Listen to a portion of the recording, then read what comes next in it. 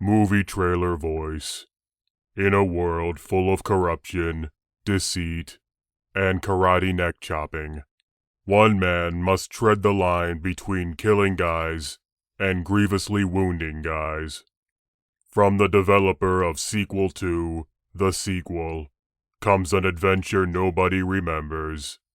Obsidian Entertainment presents Alpha Protocol. Misty-eyed, it's truly a shame how Alpha Protocol seemed to miss the mark with most gamers. Personally, I wouldn't change anything about the game. Fiercely sarcastic, but then, I also don't hate the ending of Mass Effect 3, so my opinion doesn't matter. Shaking off the rage, Alpha Protocol stars Mike Thornton, a special agent who just can't seem to catch a break. Cynicism mixed with fondness. His winning personality is truly remarkable.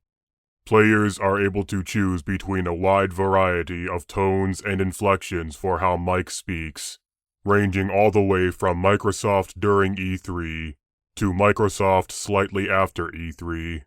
I call him 50 Shades of Douchebag. Many players will find themselves hating Mike more than most end bosses. Compromisingly, but admittedly, he does churn out several chuckle-worthy lines throughout, some of which become funnier when you realize being a dick to that guy affected how many guards will be at his boss's mansion. Attempt at humor. Speaking of segues, let's move on to the gameplay. Contemplative. I believe most people's problem with Alpha Protocol, other than that they haven't heard of it, is the learning curve. Not just for the player, but for Mike as well. Explanatory. You see, Mr. Thornton starts out unskilled in every aspect. Firearms, stealth, breathing. He is especially inept at not getting shot. Continuing. The player can allocate skill points wherever they please, specializing in one or many traits and abilities. This makes the game brilliant in some ways, and game-breakingly unforgiving in others. Frustration suggesting a bad experience. For instance, one could specialize in stealth and pistols and then be SOL during most boss battles. Off on a tangent, which brings me to the bosses. Through most of the game, it follows the general theme of letting the player deal with situations however they see fit, similar to Deus Ex in some respects.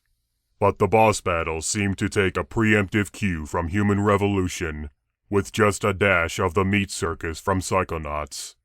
One of the game's strengths is its distinct lack of hand-holding. But with the bosses, it becomes obnoxious to the point where a walkthrough almost becomes required. Not just for during the boss battles, but for doing missions in the correct order beforehand to unlock some magical MacGuffin that will make a particular fight easier. Wary fondness.